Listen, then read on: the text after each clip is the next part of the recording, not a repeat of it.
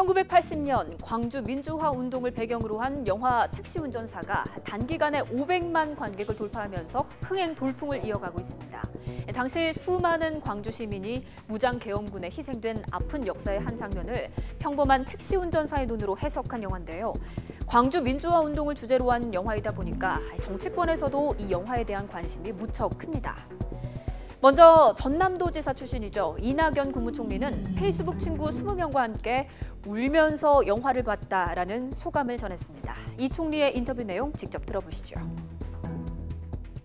80년 5월에 저는 외교를 담당하는 기자였기 때문에 광주를 보도하는 게 저의 업무는 아니었다고 변명할 수 있다 손치더라도 제가 기자로서 정치인으로서 할 바를 제대로 해왔던가 하는 통렬한 죄책감을 일깨워주는 영화였습니다.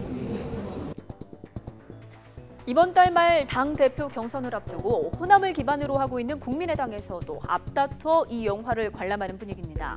정동영 당대표 후보는 어젯밤 지지자들과 함께 영화를 봤고 안철수 후보는 오늘 밤, 천정배 후보는 조만간 관람할 예정이라고 합니다. 저마다 호남 민심을 달래기 위한 정치적인 행보로 풀이됩니다.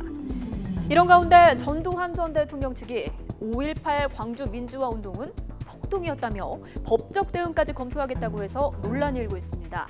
전 대통령 측 인터뷰 내용 직접 들어보겠습니다.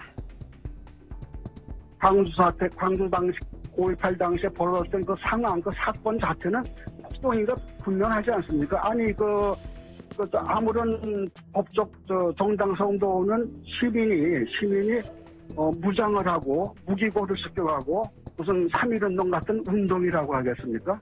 그럴 수 없는 거거든요. 전두환 전 대통령이 문제 삼은 장면, 바로 이 장면입니다.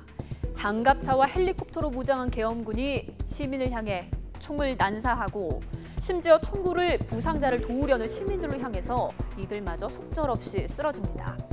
전 대통령 측은 계엄군이 시민을 향해서 조준 사격한 것처럼 그린 건 날조라고 주장을 하고 있습니다.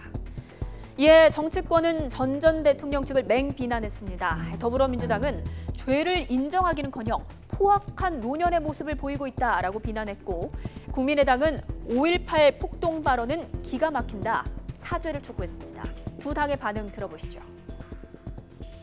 아직도 전두환은 자기 인생을 돌봐야 할 때가 돼서도 자신의 죄를 인정하기는커녕 자서전을 통해 자신을 5.18 식긴쿠스 재물이라고 표현하고 5.18 광주 민주화 운동을 광주 사태라고 적는 등 추악한 노년의 모습을 보이고 있습니다. 군사 독재 하한가는 시민을 향한 계엄군의 무차별 진압 장면을 보고 울지 않는 관객이 없습니다. 시민들에 대한 최초 발포와 집단 발포 명령자, 헬기, 기총 소사 등 진상규명이 전혀 이루어지지 않고 있습니다.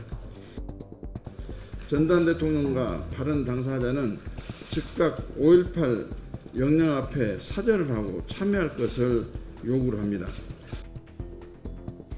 영화 택시 운전사에서는 이런 대사가 나옵니다. 데모한 사람이 천벌받으면 데모를 하게 한 사람은 무슨 벌을 받아요? 이 질문에 대한 답은 여전히 풀리지 않고 남아있는 가운데 진상규명을 촉구하는 목소리가 거듭 높아지고 있습니다. 뉴스책책이었습니다.